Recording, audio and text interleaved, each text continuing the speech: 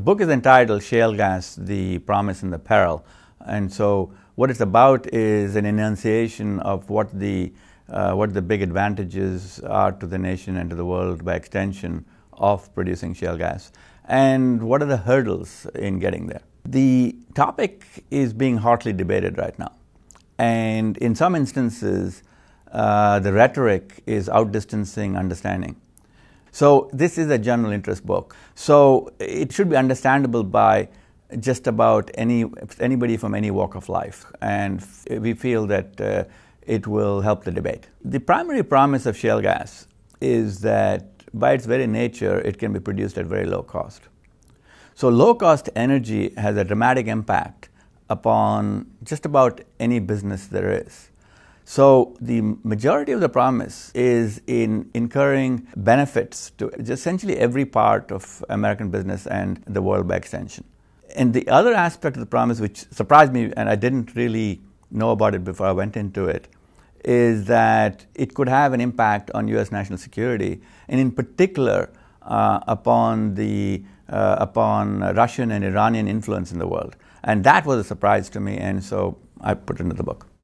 The production method used requires something called fracturing, which in the colloquialism is called fracking. That has elicited considerable angst with respect to certain aspects, particularly water-related. And many of these are legitimate angst. And so the book gets into what these are and what are the measures one could take to ameliorate them. Get used to the idea that natural gas is a bridging fuel. And I use the word bridging because in the end, I would like to see a future that is substantially a renewable energy future.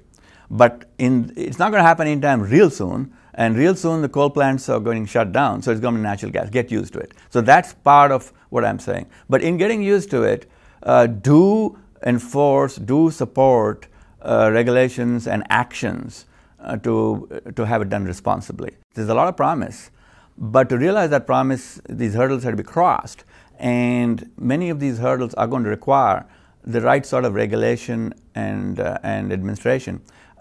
So in many ways, it's probably targeted more to policymakers and to every man, if you will, so that they're better informed before they militate against it or for it, for that matter. We spend about $300 billion a year on imported oil. That $300 billion going somewhere else to make jobs somewhere else.